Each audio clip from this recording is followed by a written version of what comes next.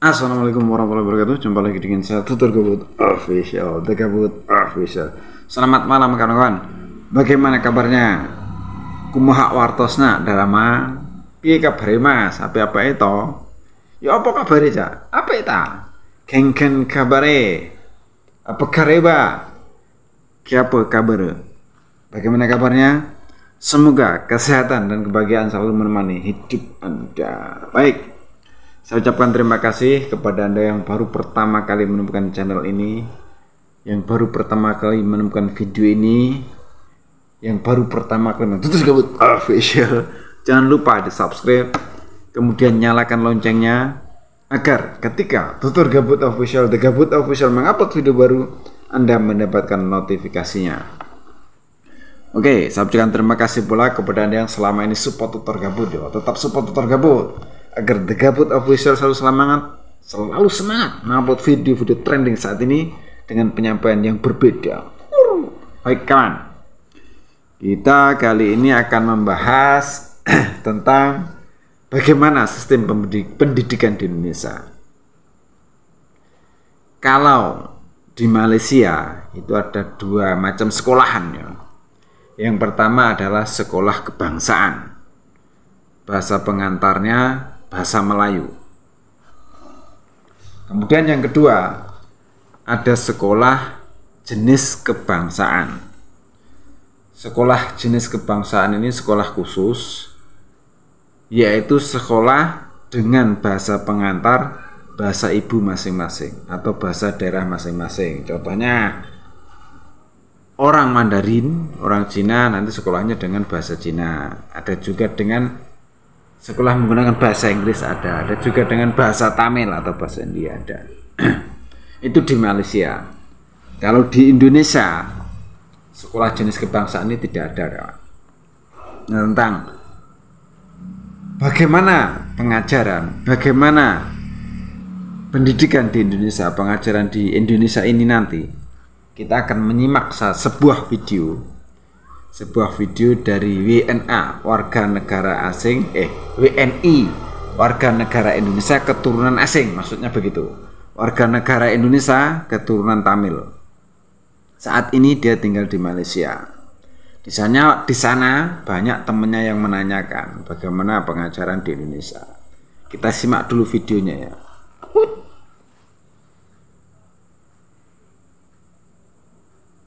Terus kenapa sih nggak ada sekolah Tamil di Indonesia? Terus ada yang lagi yang bilang, harusnya pemerintah Indonesia harus buat sekolah Tamil. Berarti pemerintah Indonesia itu nggak adil. Berarti pemerintah Indonesia itu memang strict, kejam. Nah, sistem sekolah di Indonesia itu sistemnya semua sekolah berbahasa pengantar bahasa Indonesia. Jadi dari Sabang ya sampai Merauke kita punya sekolah sistemnya semua berbahasa pengantar bahasa Indonesia. Karena apa? Karena bahasa persatuan kita adalah bahasa Indonesia. Pada tahun 1928 kita telah mencetuskan Sumpah Pemuda yang salah satu poinnya yang ketiga itu adalah berbahasa Indonesia sebagai bahasa persatuan. Jadi sekolahnya berbahasa pengantar bahasa Indonesia. Tapi memang ada sekolah swasta dan internasional yang berbahasa pengantar bahasa Inggris. Kalau bahasa-bahasa lain seperti bahasa Mandarin, ada bahasa Jepang, bahasa Prancis, dan bahasa lain-lain itu dimasukkan sebagai mata pelajaran maybe like 1 minggu, 2 jam, atau 4 jam. Terus kalau misalnya mau dibangun sekolah semua suku ataupun semua bahasa, kita punya 1.400 lebih suku dan 715 bahasa. So maybe like 715 bahasa, it's impossible to have 715 jenis sekolah bahasa. Misalnya ya bahasa Madura ada sekolah khususnya, bahasa Jawa ada sekolah khususnya, bahasa Batak ada sekolah khususnya. It's impossible. Bahasa daerah itu biasanya dimasukkan sebagai mata pelajaran. Terus ada lagi yang nanya, ya di Indonesia karena nama-namanya nggak bisa pakai bahas nama daerah. Siapa bilang? Nama abang saya Narendra Kumar, nama abang saya satu lagi Krishna Wijay, nama ibu saya Pusparani, nama ayah saya Nagaya. Kita boleh pakai nama daerah kita. Cuma nama saya aja Mirna karena memang nenek saya punya teman orang Belanda, terus Mirna ini salah satu nama dari orang Belanda jadi dipakai ke saya. That's it. masih pada zamannya Orde Baru dulu, orang Chinese itu tidak boleh, atau orang Tionghoa tidak boleh memakai nama Tionghoanya. Jadi mereka memakai nama kayak nama Indonesia kayak Paijo, and then Sudirman, something. Kalau nama lagi, kalau misalnya nama India, banyak banget orang Indonesia yang memakai nama berdasarkan Sanskerta dan bahasa Tamil.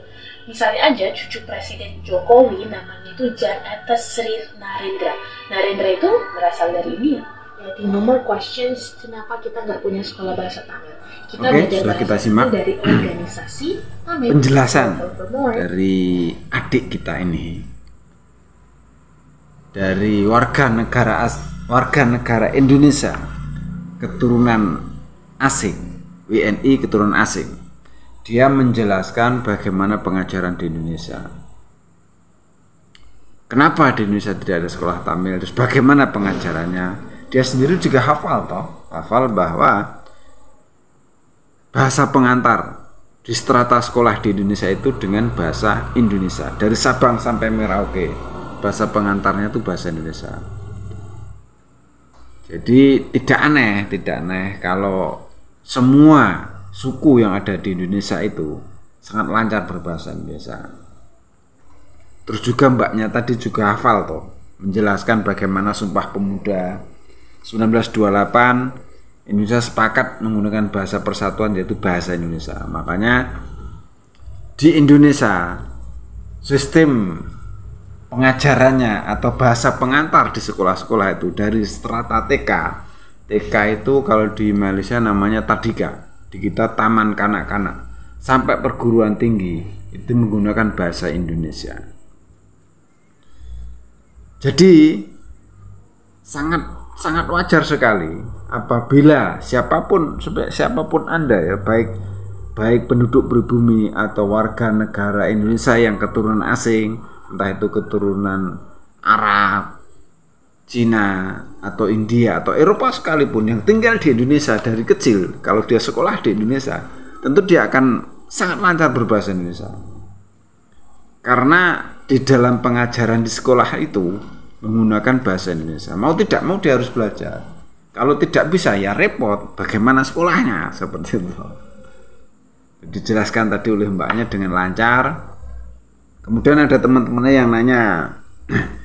yang nanya bahwa di Indonesia itu tidak boleh menggunakan nama daerahnya masing-masing. Itu mungkin zaman dulu ya, zaman Bapak Presiden Soeharto dulu memang ada peraturan seperti itu. Jadi orang-orang keturunan Tionghoa itu menggunakan nama-nama Jawa. Rata-rata sudah ada Sudono Salim, ada Nur Salim, ada Tommy Winata, nama-nama seperti itu. Sebenarnya mereka tuh keturunan Tionghoa, tapi kesininya bukan berarti tidak boleh, tidak. Biasanya mereka tuh punya dua nama. Nama panggilan di rumah dia menggunakan dengan nama-nama Mandarin, tapi kalau nama di KTP dia menggunakan nama-nama Indonesia. Dulunya seperti itu zaman Pak Harto. Tapi untuk sekarang ya nama-nama banyak, macam-macam. Ada nama untuk daerah-daerah itu tidak pernah dilarang. Seperti yang dijelaskan tadi cucunya Bapak Presiden Jokowi kan Narendra. Narendra kan rata-rata nama orang dari India. Banyak juga orang saya yang pakai nama-nama India, banyak. Seperti itu kawan. Jadi karena sistem pengajaran di Indonesia itu dengan bahasa Indonesia, bahasa pengantar di strata sekolah bahasa Indonesia, jadi sangat wajar semua suku yang ada di Indonesia itu sangat lancar berbahasa Indonesia. Seperti itu kawan.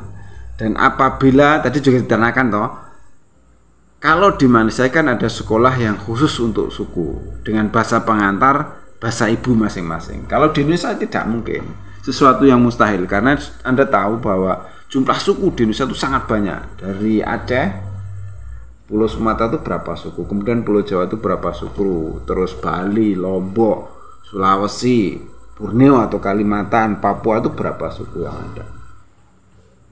Kemungkinan ya judulnya ratusan, 700-an. Mungkin ya 700 bahasa atau sukunya 1000-an, banyak lah. Jadi kalau umpamanya dibikin per bahasa itu, per bahasa daerah itu ada sekolahnya, ya repot. Mustahil lah, mustahil. Makanya di Indonesia itu ada namanya pelajaran bahasa daerah, itu selalu ada. Di daerah-daerah tertentu di sekolah itu ada namanya pelajaran bahasa daerah. Taruhlah di Jawa Tengah, Jawa Timur ada pelajaran bahasa Jawa, dan itu diajarkan waktu anak SD dan SMP. Begitu kawan. Jadi untuk saat ini bahasa Indonesia itu sangat mengakar di penduduk Indonesia, itu sebenarnya hal yang sangat wajar karena ya tahu sendiri pembelajaran itu dimulai dari sumpah pemuda dulu toh. Kita sudah bersumpah akan menggunakan bahasa Indonesia. Dari itu setelah merdeka itu ada namanya keputusan 1947 itu ada ejaan Suwanti. Kesininya berubah jadi ejaan yang disempurnakan tuh perbaikan terus bahasa Indonesia dan diwajibkan untuk di pengajaran, di bahasa pengantar di setiap sekolah itu dengan bahasa Indonesia. Jadi semakin kesini bahasa Indonesia semakin top, semakin banyak yang bisa dan semakin bagus. Dan bahasa serapan pun juga semakin banyak. Jadi tidak aneh kalau warga negara ini sangat bangga dengan bahasanya, seperti itu kawan. Jadi ketika ada seorang prof dari Malaysia mengatakan suruh menambah Melayu Indonesia, tentu tidak mau. Mayoritas, saya yakin mayoritas tidak mau. Kenapa? Bahasa Indonesia ya bahasa Indonesia, bahasa Melayu ya bahasa Melayu, jelas beda. Apalagi Melayu Malaysia, jelas beda. Oke ya, tentang pembelajaran atau bahasa pengantar di sekolah-sekolah Indonesia sudah dijelaskan dengan jelas oleh mbaknya tadi. Nanti video mbaknya, link video dari mbaknya tadi akan saya taruh di deskripsi. Jika Anda ingin mengetahui lebih jauh tentang video-video beliau, silakan Anda tonton. Jangan lupa di subscribe juga, Pak ya. Ada salah-salah kata, mohon maaf. Ada yang baik ambil sebagai pelajaran, yang jelek buang saja. Tutur Gabut Official, The Gabut Official. Wassalamualaikum warahmatullahi wabarakatuh.